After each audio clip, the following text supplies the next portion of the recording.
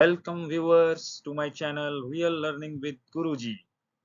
आज की इस वीडियो में हम सीखेंगे अपनी डेली लाइफ में बोले जाने वाले कुछ इस तरह के सेंटेंसेस, जैसे हम सबकी मृत्यु निश्चित है, मैं उनके साथ रहने के लिए विवश हूँ, इस बार उसका जीतना तय था, मैं तुम्हारी बातें सुनने के लिए बाध्य नहीं हूँ, परीक्षाएं इस माह में होनी तय है, क्या तुम उसकी फीस देने के लिए बाध्य नहीं थे। एग्जाम्पल्स पर जाने से पहले मैं आपको बताना चाहता हूं कि इस स्ट्रक्चर का इस्तेमाल हम किसी व्यक्ति की विवशता यानी मजबूरी, किसी काम के होने की प्रबल संभावना या फिर किसी अटल सत्य को बताने के लिए करते हैं। एग्जाम्पल से ये अच्छी तरह से क्लियर हो जाएगा। यह तो होना ही था, it was bound to happen. हम सब की मृत्यु निश्चित है, we all are bound to die. मैं उनके साथ रहने के लिए विवश हूँ, I am bound to live with him या हर या देम। अगर हम बात किसी मेल के बारे में कर रहे हैं यानी लड़के के बारे में कर रहे हैं तो उसके लिए हम हिम का यूज करेंगे, और अगर हम किसी फीमेल यानी लड़की के बारे में बात कर रहे हैं तो हम हर का यूज करेंगे, और अगर हम एक से अधिक लोगों के लिए बात कर रहे हैं तो हम देम का यूज करेंगे।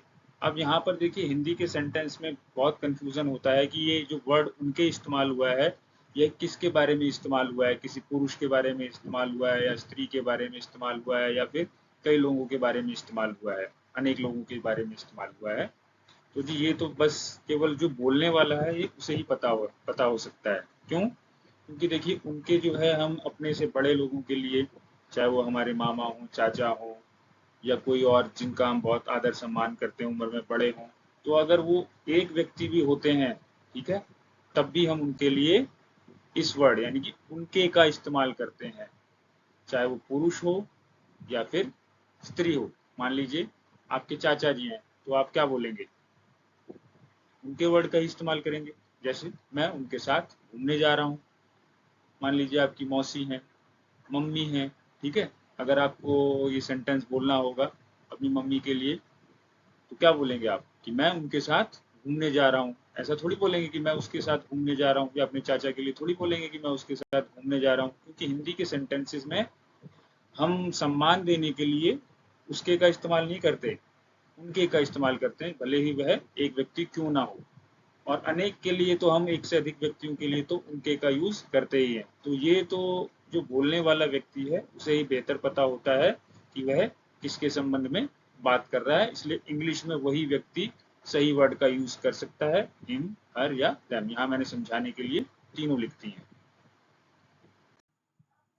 Please don't forget to subscribe the channel if you have learned something new from this video. आज नहीं तो कल, यह तो होना ही था, It was bound to happen sooner or later. यहाँ पर आज नहीं तो कल के लिए सूनर और लेटर का इस्तेमाल किया गया है। इसके बदले कई बार हम देर सवेर या एक ना एक दिन भी बोलते हैं। उसे जाना ही था, He was bound to go. इस बार उसका जीतना तय था, He was bound to win this time. या फिर इसको ऐसे भी बोला जा सकता है, दिस टाइम को पहले लिखा जा सकता है, this time he was bound to win. वे सब नियमों को मानने के लिए बाध्य हैं, they all are bound to follow the rules.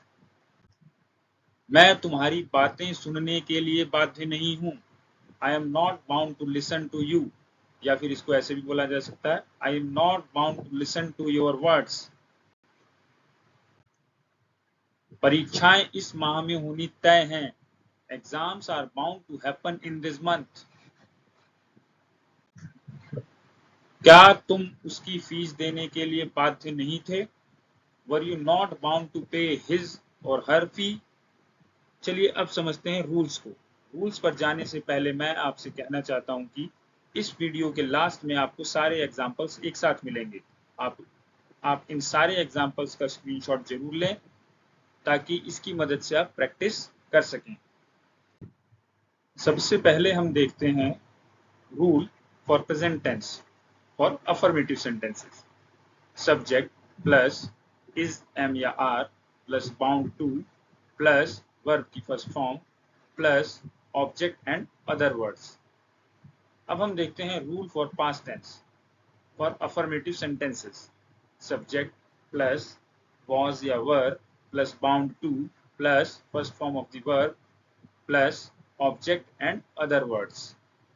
अब बारी है इन सेंटेंसेस के नेगेटिव और इंटेरोगेटिव रूल को देखने की। इनको समझने से पहले चलिए एक नज़र फिर से अफर्मेटिव सेंटेंसेस के रूल्स पर डालते हैं।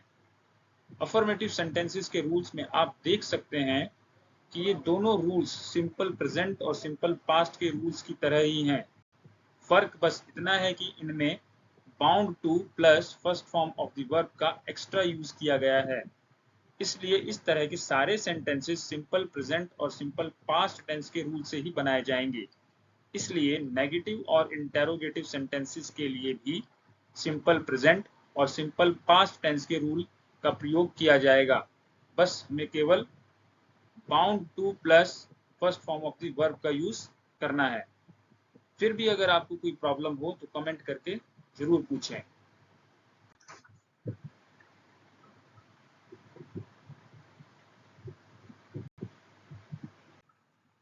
Thank you for watching. Goodbye.